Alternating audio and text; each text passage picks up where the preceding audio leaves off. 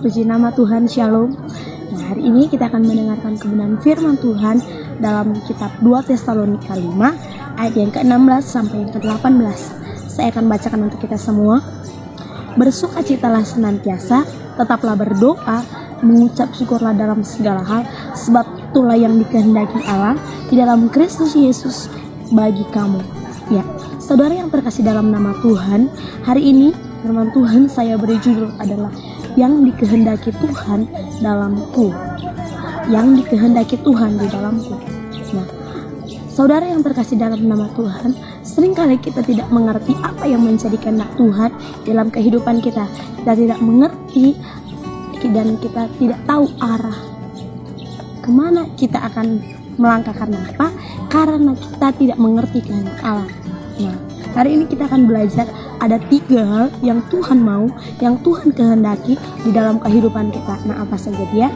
Yang pertama, bersukacitalah senantiasa. Ya, kata bersukacita ini artinya bahagia, gembira sepanjang masa atau dalam keadaan apapun. Ya, orang yang mampu bergembira, orang yang mampu bahagia di sepanjang masa hanya orang-orang yang hidup di dalam Tuhan. Nah, apa ukuran kita bisa bersukacita, saudara? Apakah karena banyak uang? Apakah karena jabatan kita tinggi?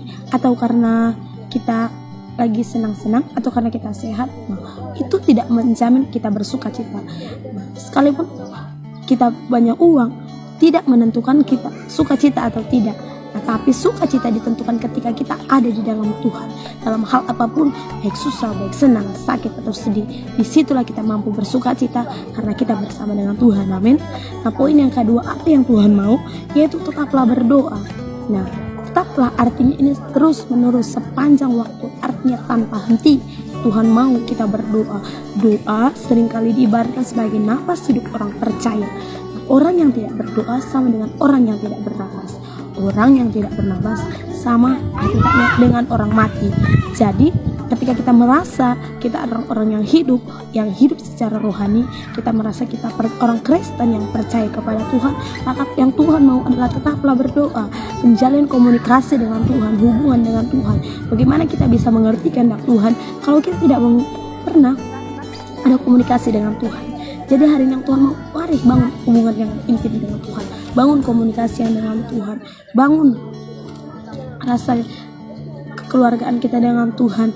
Ketika kita bisa menjalin hubungan kita dengan Tuhan, maka kita akan mengerti apa yang Tuhan mau.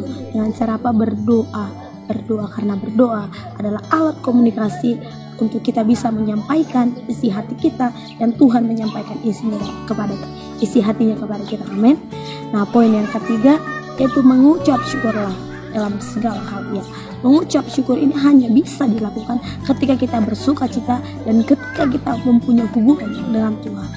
Orang yang mampu mengucap syukur artinya orang yang bisa berterima kasih, orang yang bisa menghargai setiap berkat Tuhan dalam kehidupannya.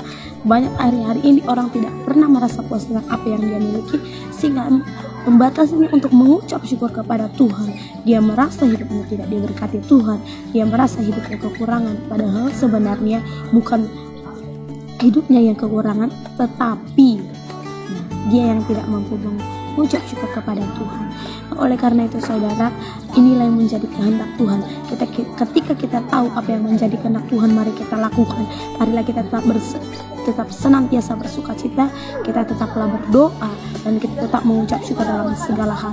Ketika kita melakukan hal yang Tuhan kehendaki, maka hidup kita akan menyenangkan hati Tuhan. Dan saya percaya kita yang ada di tempat ini adalah orang-orang yang rindu menyenangkan hati Tuhan. Amin. Ya, mungkin yang menjadi kebenaran firman Tuhan, biarlah kasih Tuhan dan damai sejahtera Tuhan menyertai kehidupan kita. Puji nama Tuhan. Shalom.